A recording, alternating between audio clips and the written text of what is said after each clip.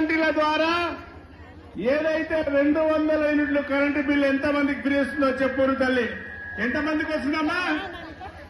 ఎంతమందికి వస్తుందో చేతులు లేపరి. మన ప్రభుత్వం వచ్చినాక మనం ఏదైతే చేసినామో మన గవర్నమెంట్ వచ్చినాక 2 సంవత్సరాలే అయింది మన గవర్నమెంట్ వచ్చి. ఇగో మా చెల్లెళ్ళు ఇంద్రమ్మ చీరలు కట్టుకున్నారు. ఎంత చక్కటి చీరలు కట్టుకున్నారో చూడరు. ఇక్కడ పక్కకున్నారు.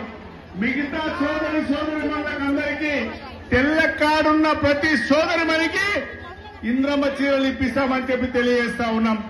రేపు దానితో పాటు మా గౌరవ మంత్రివర్యులు వచ్చారు. మొన్ననే ఈ ప్రాంతంలో అభివృద్ధి కోసం దాదాపు 25 కోట్లతో అభివృద్ధి చేసుకున్నాం. మన ప్రభుత్వం మన రేవంత్ రెడ్డి గారు వచ్చినాక ప్రతి ఊరికి పోతే 5ో 10ో ఇండ్లు ఇచ్చినాం. ఒక్కొక్క ఊరికి 100 ఇండ్లు ఇచ్చినాం. ఇంకా రాని మిత్రులందరికీ ఈ వేదిక ద్వారా నేను కోమటిరెడ్డి వెంకటరెడ్డి ముంగల చెప్తా ఉన్నా, అందరికీ కూడా ఇంద్రమ్మ ఇండ్లు ఇప్పిస్తామని చెప్పి తెలియజేస్తా ఉన్నారు. ఎవరికన్నా రానోళ్ళు ఉంటే అధైర్యపడాల్సిన అవసరం లేదు. ఎన్నికలైనాక మనమందరం కూడా ఇండ్లు తెచ్చుకుందాం.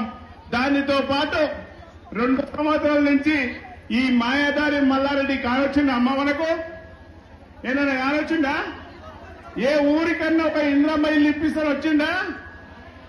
ఏ ఊరికన్నా వచ్చి కనీసము ఎవరికన్నా ఆరోగ్యశ్రీ ఇప్పించిందా? ఏ ఊరికన్నా వచ్చి మన లక్ష్మాపురంలో భూముల సమస్యలు తీర్చిందా? అన్ని సమస్యలు మనం ముందు తీర్చుకుంటున్నాం.